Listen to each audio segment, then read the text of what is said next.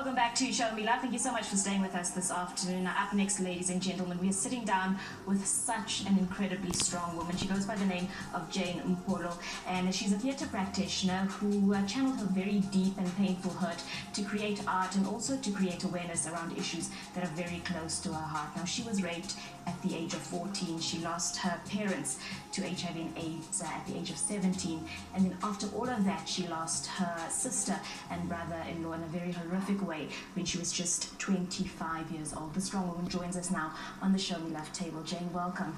Thank you. It's an honor to have you here. It's an honor to be here. I mean, just listening to everything that you've been through, seeing you here in the flesh today is a miracle. How did you deal with hit and blow after blow at such a young age?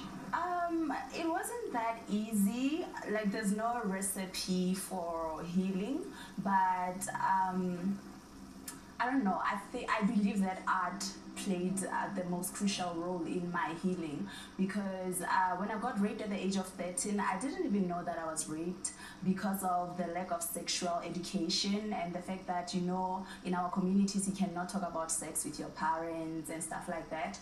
So it only got to me when we were busy with another show that was dealing with rape in 2014, and like we were busy talking about the rape issues that were going on at that time, and I was like to my cast members, wait, hold up, This happened to me. this happened to me, this happened to me, and they thought I was joking, and I'm like, no, I'm serious. And it was only then that it hit me, Kuti, yes, I have been raped.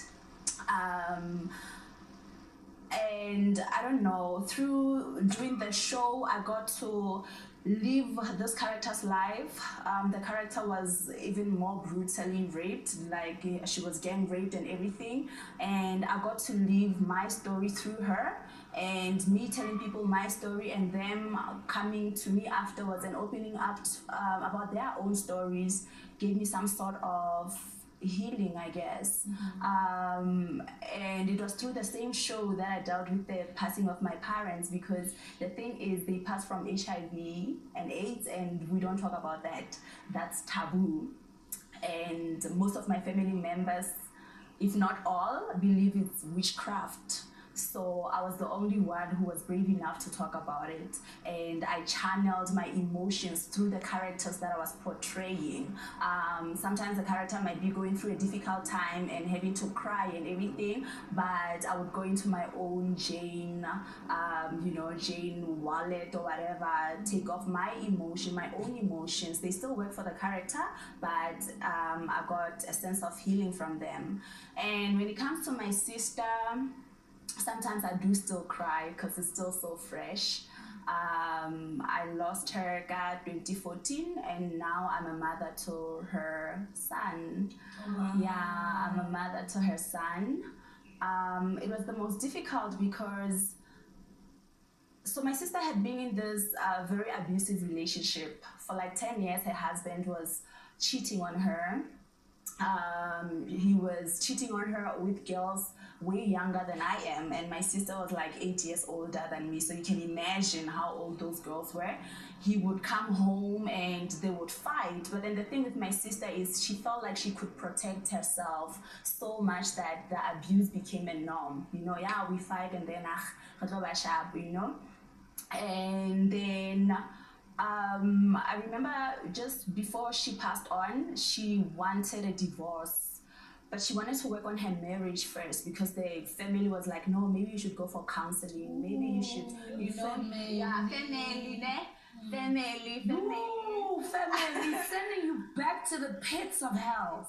Exactly. And they knew very well what was going on. But you know, most people, they're like, oh my gosh. Because their primary worry is divorce. Almost as if somebody getting divorced is cursed, or somebody's gonna die because they're getting a divorce. And yet somebody dies in a marriage. Yeah. So what happened to your sister? You were telling us. Yes. So because of the family's influence, she wanted to work on the relationship, but the guy was not willing, because my sister would, set up appointments with the psychologists and whatever, the marriage counselors, but he just wouldn't come. And so it happened, Kuti. So every time this guy was drunk, he would say to me, you know what, should I lose your sister, especially to another man, I'm going to kill all of you guys. And that was very early in their marriage. And I told my sister, you know what, this thing doesn't sit well with me. I believe this guy is capable of this. Yeah. And then years later, he kept on doing it. And my sister was like, no, it's because he's drunk. And I'm like, but don't you know that the most honest people are the ones who are drunk? He's gonna do this. But my sister didn't believe it. So in 2013, I actually found out, so my sister met somebody else who really treated her like a queen that she was, and I was really happy for her because for the first time in years I saw her have this beautiful glow, you know. I just wanted her to divorce the husband, you know, because I don't want her to have that whole stigma of you are the exactly. That's exactly how it happened actually. Even the sisters-in-law, you know, no, our son didn't do that, it was your sister's fault, blah blah blah. Anyway, and so it was during December and we were having a conversation. So her sister-in-law, another sister-in-law came through our home and they were busy talking about their husbands and the fights that they have, and you know, women, and always making fun of situations like that. You know, I remember this woman saying that her husband actually threw an axe at her. It missed, you know, and she was laughing about it, like, yeah, like she was laughing. Is she laughing now that she don't have a sister? Is she laughing now? She's still with that man, her man who threw an axe. Like, it's not like people learn from this. That's what frustrates me so much, because my sister had so many people around her circle who were going through the same thing. They are still told her to stay. So they are still, yeah. And I remember saying to my sister, like, why do you guys find this funny? What's so funny about it? And they're like, we're not uptight. And I'm like, no, I'm not uptight. You know what's gonna happen. You're gonna die and I'm gonna take care of your son, but just make sure that you paid off all your insurances and everything, because I don't want the financial burden. And I remember that day did you believe it when you were saying it, or were you saying it to scare her? I felt it. You were seeing I was seeing your future. Yeah. You were actually being the objective one from the outside. And you're like, exactly. And also during their conversations, it came out that actually my brother-in-law had a gun at some point, an illegal gun, and he wanted to shoot all of us. My sister knew about this, but then she still made us go back to that house, you understand? And that was why I was so upset, and I was like, you know what, I will raise your child, but just make sure that I don't have the financial burdens. That was in December, around the 31st of December 2013, and on the 28th of March it happened. She wanted me to go out with them, and I'm like, no, I'm not gonna go out with you guys, you're too old for me, I don't know what I'm gonna talk about that day. And funny enough, the sister that I know would have said, hey, you are going whether you like it or not, but that day she was like, I understand. And then she went there, and then later on she talks to me. She kept on talking to me on WhatsApp, and I'm like, why are you talking to me? You're supposed to be having a good time. And she's like, no, I want to talk to you. You're my baby sister. I love you. All those things. I'm like, just leave me alone. And then at some point she texted me, should something happen to me, ask my husband. Was that the last text? Not necessarily. One of the last ones. Should something happen to me, ask my husband. And I'm like, why are you there if your husband is also there? And she's like, I think I know who told him that I'm here, but I'm fine, don't worry. So on, I'm like to my sister, are you coming or what? She's like, yeah, no, don't even cook, I'm gonna buy KFC. And then her son was like, now I wanna go sleep. Which was also weird because he never wanted to sleep without the mother there.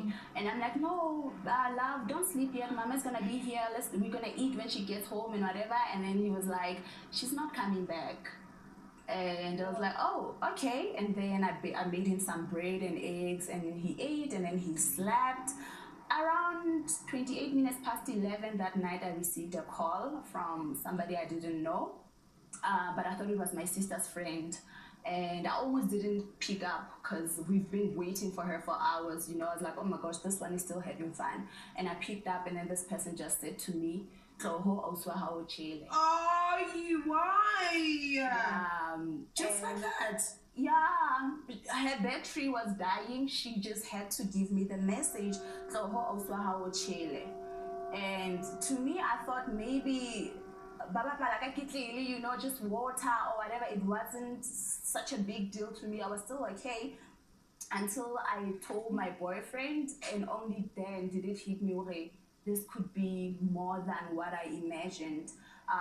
And then before the person hung up, she told me where to go, which was like not so far from where I stay. I want to talk quickly because we have to go. Yeah. I want to talk about Psalm 69, the play. You wrote it, you've taken it all over the country, you want to take it through schools in the Free State. I browsed through Psalm 69 a little bit earlier on, and Psalm 69 talks about pain. Yeah. You've gone through a lot of pain. What is the play Psalm 69 about? Okay. So the play is about my life journey, and the reason why I named it Psalm 69 was because there was a time when I was going through an emotional and spiritual turmoil, and I just prayed to God, can you please just give me the answer? And I opened my Bible and it came through. Psalm 69. Psalm 69. What does it say, the actual song? It's a prayer about the person in misery. Save me, oh Lord, for the waters have come through up to my neck.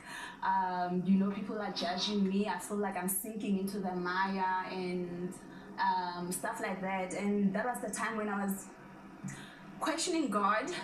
And I felt like through that prayer I could talk to him, because I was so upset with him. I didn't pray anymore. But I felt like whoever wrote it for me. Like, it felt like I'm the one who wrote that prayer, and it became my prayer for a while. And yeah. Before we let you go, a very important question, and I know we're overextending ourselves. You've taken it from the public domain and you're forcing it into schools because you want to speak to boy children. Why is that important to you? That is important to me because as a young girl, when I went through my rape, as a young girl losing both my parents, I didn't know how to deal with it. But through taking it to schools, then we can equip them in ways to tell their own stories. Because what we do is every time we go to the schools, we would have discussions with the learners later on. And funny enough, a lot of learners feel free to talk to us about what they're going through. So afterwards, we're actually going to have the writing workshops where we tell them where to start, how to write without even dwelling into depression. Because the thing is, when you write, you relive whatever you went through. Yeah, so we want to equip them with that. We want them to use art for social change. We thank you for being an artist of social change. Truly, we thank you for being an artist of social change. We shouldn't be forced to be strong as women anymore. It's tiring. It's too much. It's too much, right? It's too much. Thank you. Too much. Thank you. Yeah. Absolutely incredible. And it's such a wonderful, wonderful space that you're in to be able to give and to be able to talk about your pain, but not feel it again. Please understand it's vital. Speak about your pain. And as KG says, as women, we should not be forced to be strong.